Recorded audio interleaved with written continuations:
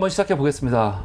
오늘 첫 번째 이슈가 바로 메인 이슈입니다. 윤석열 정부의 파견 규제 완화 관련된 이슈입니다. 난 이거 진짜 너무 기가 막혀요. 난 진짜 너무 기가 막혀. 지금 이 이슈를 별로 사람들이 신경 안 쓰는 것 같은데 전 너무 기가 막혀요. 요번에 화성에서 이 엄청난 참사가 있지 않았습니까? 그쵸? 엄청난 참사가 있었어. 이 아리셀에서 특히 외국 노동자들이 많이 이 목숨을 잃었죠. 근데 이번 참사와 관련해 가지고 그 이유가 뭐냐, 원인이 뭐냐, 그 문제점이라든가 이런 거 많이 지금 언론들이 다루고 있습니다. 그런데 이번 참사와 관련해 가지고 주목해야 될 중요한 이슈가 뭐가 있냐면 불법 파견이에요. 불법 파견. 이거는 우리나라 지금 노동 문제에 있어 갖고도 굉장히 중요한 문제죠. 비정규직 문제와 함께 불법 파견 문제가 굉장히 심각합니다. 불법 파견 문제. 근데 이번에 화성 참사 같은 경우는요, 이 불법 파견 문제와 아주 깊이 연관이 있어요. 연관이 있습니다. 왜냐면 요번에 돌아가신 분들이 여기서 파견돼가지고 근무한 지 한 달이 지났는데도 불구하고 비상구가 어디 있는지 모른다는 거 아니야, 지금요. 여기서 2층에서 돌아가신 많은 분들이 비상구가 어딘지 사실은 그런 걸 아직 파악 못해갖고 목숨을 잃은 거잖아요. 얼마나 황당해. 얼마나 황당해.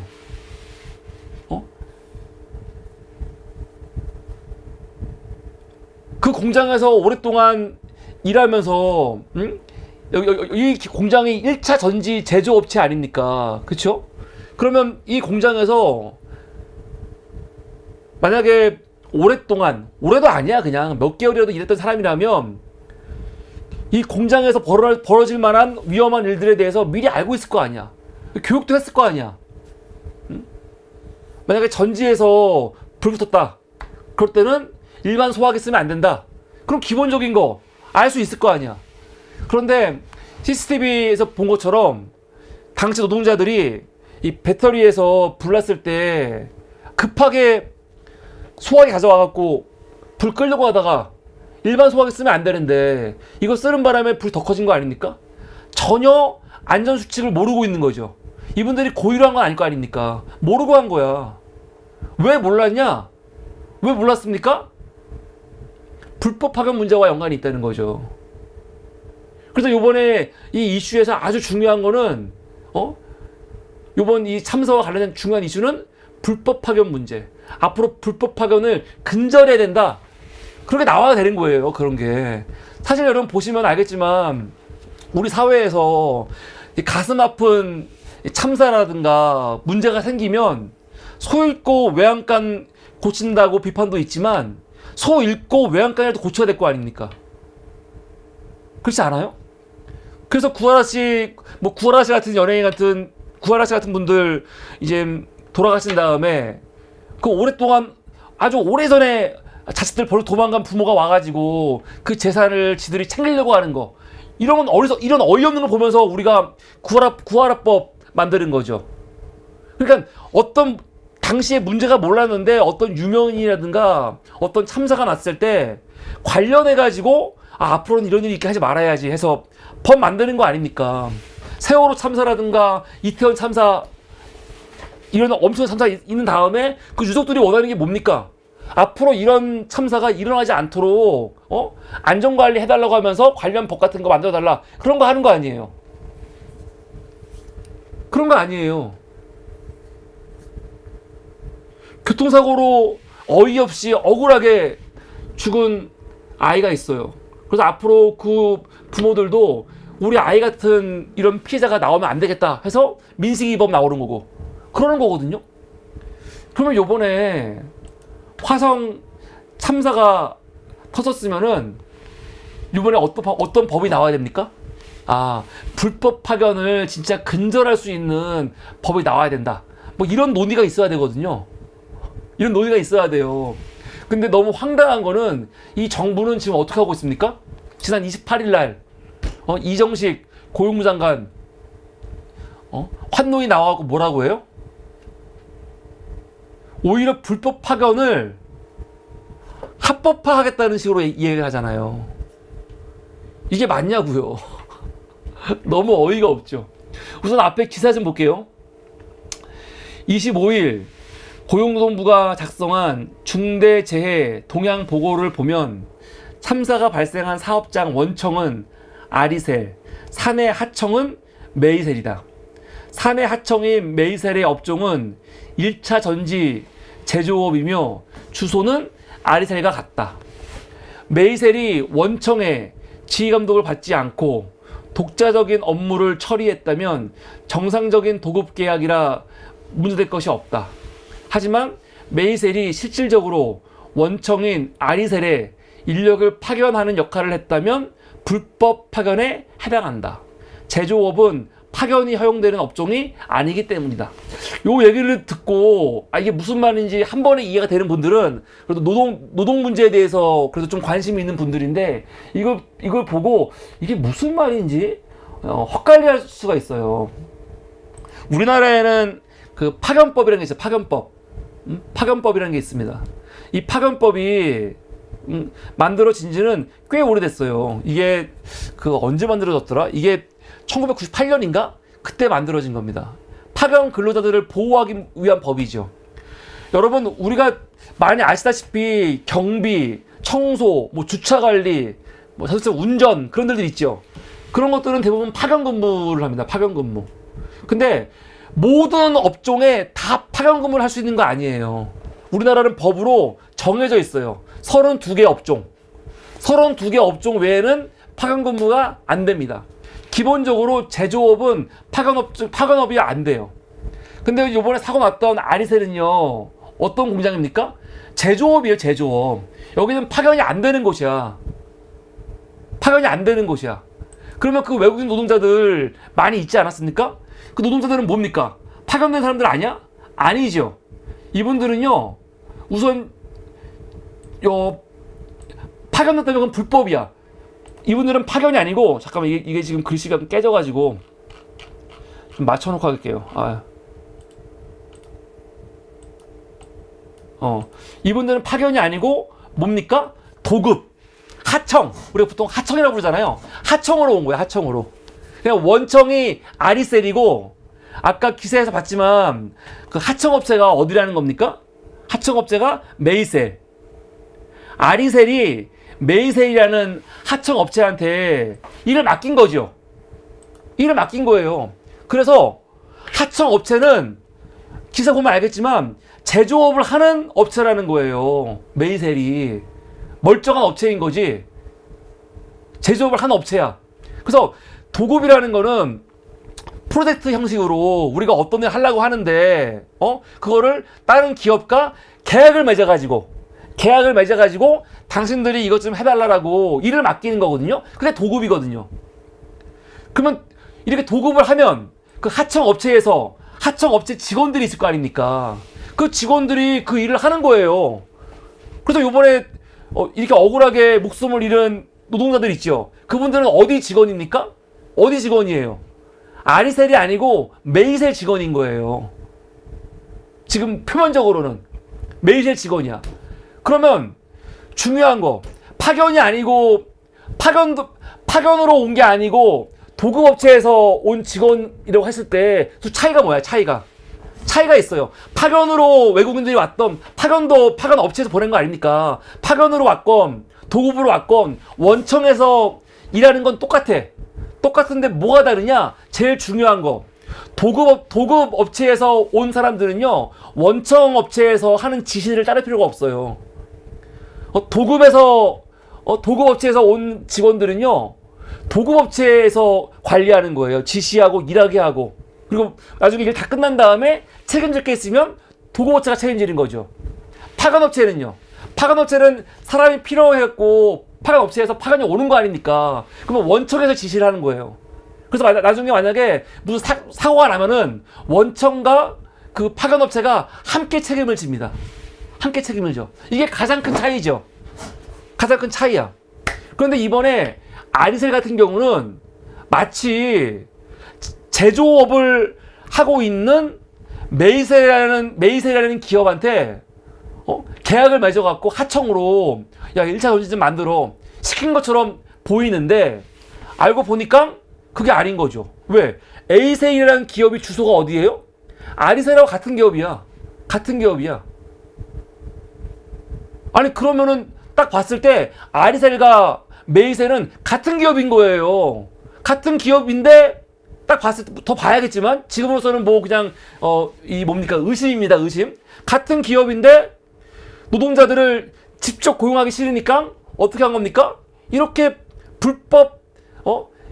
불법이라고 뭐하는데 겉보기로만 이 하청업체 만들어 가지고 그 업체 통해서 들어온 것처럼 하면서 하청을 받은 거죠. 근데 실제로는 뭡니까? 파견이야, 파견. 근데 제조업은 파견이 안 된다니까요. 불법인 거죠. 불법 파견인 거예요.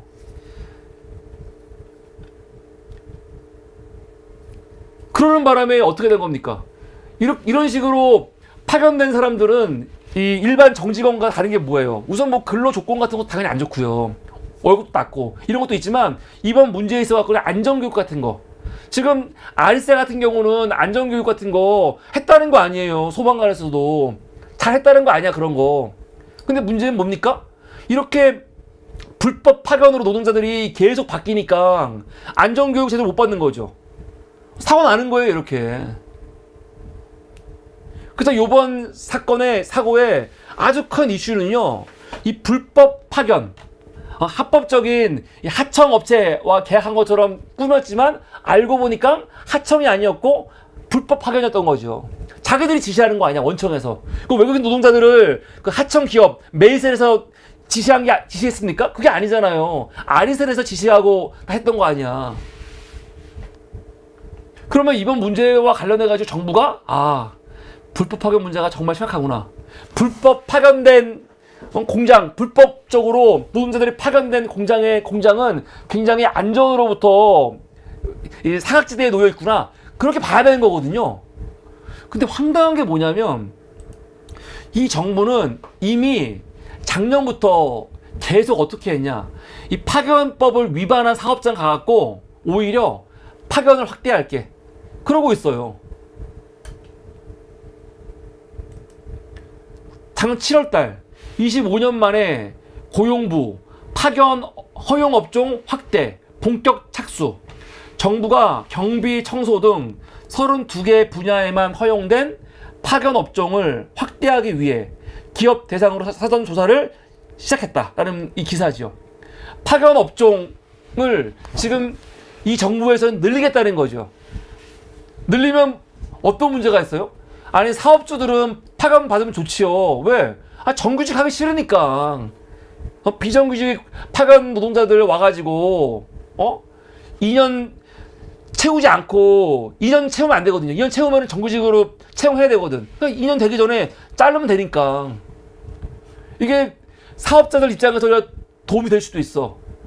그런데 노동자들 입장에서는요. 고용이 불안하지요. 임금도 적고 대우도 안 좋아. 차별도 심해. 안전교육도 못 받아.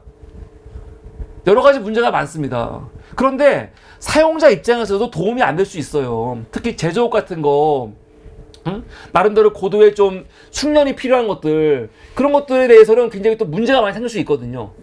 그래가지고 우리나라에서는 제조업에 있어갖고는 파견 근무를 못 나가게 한 거거든요. 근데 이 정부 들어와갖고는요, 지금 모든 걸 다 거의 파견 근무 기준을 굉장히 완화해서 파견 근무를 늘리겠다는 이 기본적인 태도를 가지고 있는 거거든요. 그런 가운데 요번에 화성 3사가 일어난 거예요.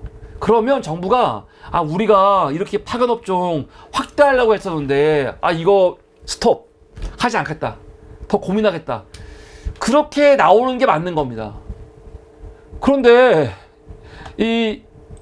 이정식 지난 6월 28일 날 환노위 가갖고 뭐라고 합니까? 민주당의 김태선 의원이 질문했어요. 화성 아리셀 참사의 가장 근본적인 문제는 제조업에 만연한 불법 파견이라고. 제조업에는 파견이 없습니다. 제조업에 파견했다는 건 무조건 불법이에요. 파견 근무라는 건 있지만 제조업에는 파견이 있을 수가 없어요. 무조건 불법입니까? 하려면 하청, 도급 해야 되는 거지 파견은 있을 수가 없어요. 근데 이 문제가 지금 아리셀 참사의 근본 원인이다 얘기하니까 이 이정식 장관이라는 새끼 뭐라고 합니까? 파견 제도가 현실적으로 글로벌 스탠다드에 맞게 작동하도록 해야 한다. 이것은 안 되더라도 파견과 도급을 명확하게 구별하는 정부 지침이 나가야 하는데 워낙 이관계가 첨예하게 갈려 개선이 안 된다. 이게 무슨 말이에요? 불법 파견 하지 못하게 하라고 하니까 지금 무슨 얘기 하는 겁니까? 그 불법을 합법을 만들어야 돼. 그 얘기하고 있는 거예요, 지금요. 아니, 황당하죠? 황당한 거예요. 아니, 지금 사고가 만약에 불법이 아니고 합법 파견이라고 쳤으면은 사고가 안 납니까? 사고가 왜 난 겁니까? 노동자들이, 일용직 노동자들, 이게 정규직이 아니고 계속 왔다 갔다 바뀌는 노동자들이 와가지고 안전교육 제대로 받지 않고 사고가 나가지고 대처하지 못해가지고 이런 일이 벌어진 거란 말이에요. 지금 우리는 비판할 때 이게 합법이냐 불법이냐 비판하지만 사고는 불법이건 합법이건 관계없이 파견 근무로 나갔기 때문에 제조공장에 배터리 제조공장에 금지하고 있는 이 파견 근무를 나갔기 때문에 사고가 난 거란 말이에요.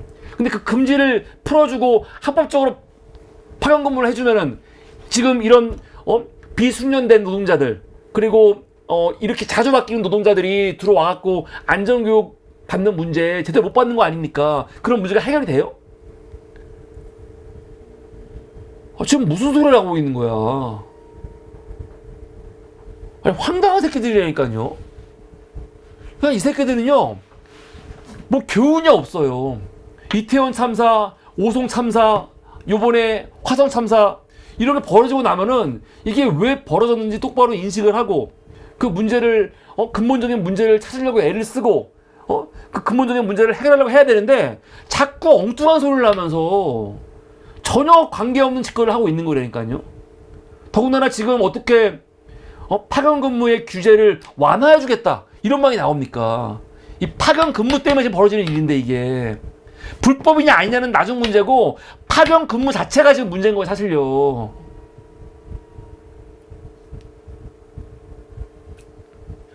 황당한 거죠. 오늘 보니까 경향신문이 사설을 냈더라고요. 관련해가지고 뭐라고 했냐, 화성 참사 겪고도 파견 규제 완화하겠다는 노동부.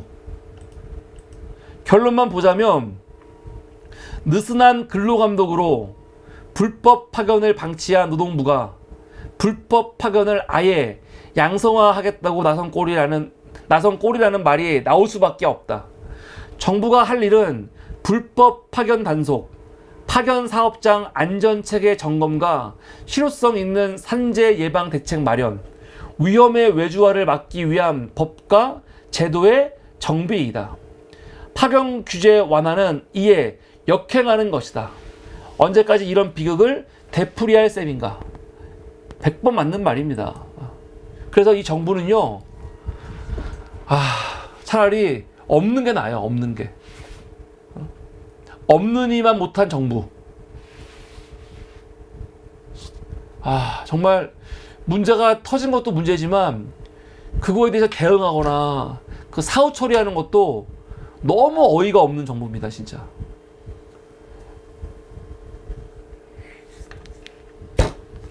윤석열이 대통령으로 있는 이상 우리 국민들이 각자의 안전, 각자의 이런 삶은 스스로 보호해야 돼요. 이 정부는 믿을 수가 없습니다.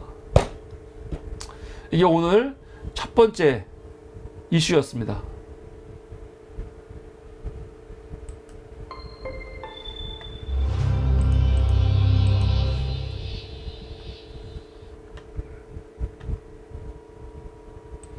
네,